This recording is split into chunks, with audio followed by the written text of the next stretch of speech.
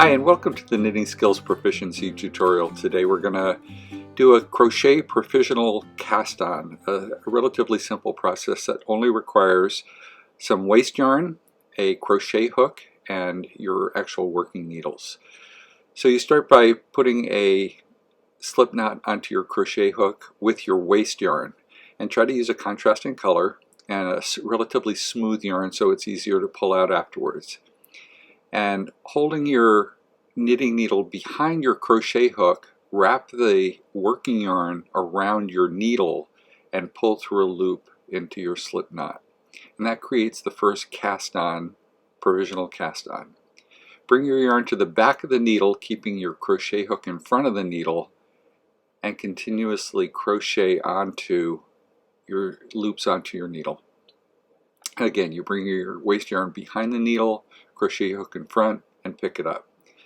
This can actually be done in a relatively smooth, continuous motion, especially if you're a decent crocheter. As you bring it around into the back, you can also wind it around your crochet hook in one easy movement. And I'm going to just cast on 9 provisional cast on stitches with my provisional cast on.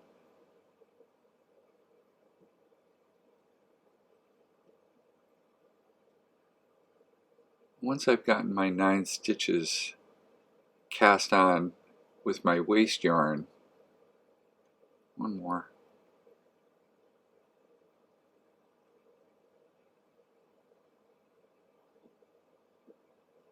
I bring my waste yarn to the front and I just do 2 or 3 chain stitches at the end, break off my waste yarn,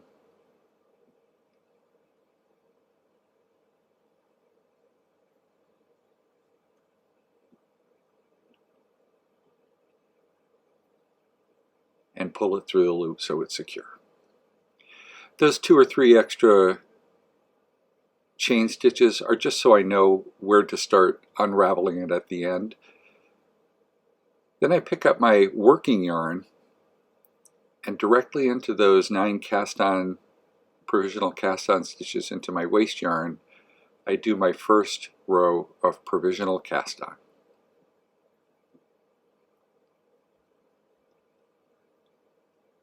And I just knit into them exactly as I would a regular stitch in knitting.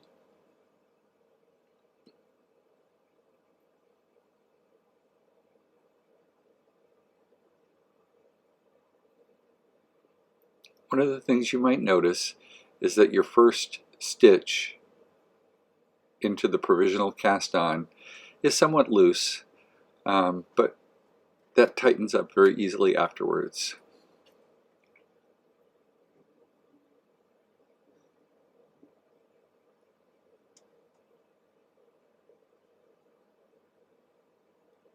And you can see here, the beginning of my row, it has the 3 chain stitches that I put in at the end of with my blue waste yarn. So I'm just going to go ahead and add on a few more rows to show you a little bit of fabric and what the waste yarn looks like before I pull out the waste yarn to show you how to pick up those raw stitches to be able to graft or work more stitches onto the other side of your work, depending on what the provisional cast on is being used for. So I'm going to go ahead and fast forward through adding on multiple rows to my knitting and come back afterwards and show you how to take out your waste yarn.